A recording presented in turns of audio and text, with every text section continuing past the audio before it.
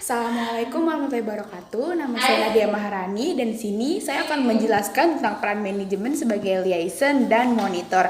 Apa sih liaison itu? Liaison itu bisa kita artikan juga sebagai penghubung. Jadi di sini adalah peran manajer itu dia menjalin perusahaan yang baik secara internal maupun eksternal dengan perusahaan lain. Sebagai contohnya, kita mewakilkan perwakilan divisi dari perusahaan kita untuk ikut rapat di perusahaan lain misalnya, itu sebagai contohnya. Yang kedua adalah sebagai monitor. Monitor itu apa sih? Jadi di sini peran seorang manajer adalah dia mencari informasi tentang perusahaan yang akan dia lakukan kerjasamanya, dan dia juga di sini melakukan monitoring kepada para bawahannya apakah mereka sudah melakukan pekerjaan dengan baik, terus kayak melakukan produktivitas sudah baik atau belum, dan juga apakah para bawahan itu nyaman dengan pekerjaan mereka dan sebagainya. Ya sudah, itu saja dari saya. Wassalamualaikum warahmatullahi wabarakatuh.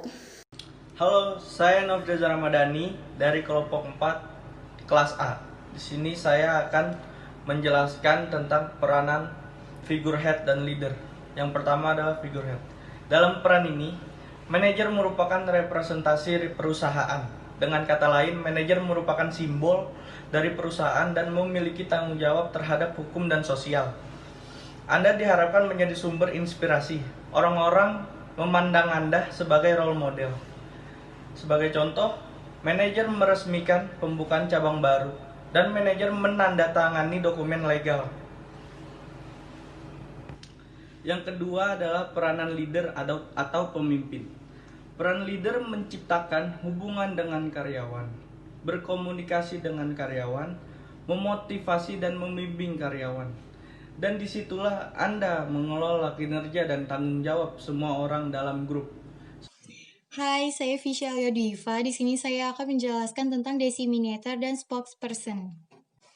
Disseminator atau penyebar informasi. Setelah mendapatkan informasi, seorang manajer harus menyebarkan dan menyampaikan informasi tersebut kepada karyawan dan tim yang bersangkutan. Contoh, seorang manajer harus menyampaikan informasi bahwa bulan depan akan diadakannya acara festival tradisional food kepada pihak-pihak yang bersangkutan seperti karyawan dan tim yang bersangkutan. Juru bicara atau spokesperson. Peran juru bicara adalah menyampaikan informasi yang ia dapat kepada pihak luar yang membutuhkan informasi tersebut. Contoh, seorang juru bicara menyampaikan informasi yang telah ia dapat kepada pihak luar atau pedagang tradisional food yang akan ikut serta dalam acara festival tradisional food. Hai, saya Amalia Rina, ingin menjelaskan tentang entrepreneur. Entrepreneur merupakan orang yang menjalankan kegiatan atau tugas wirausaha yang pandai serta berbakat dalam memilih produk baru.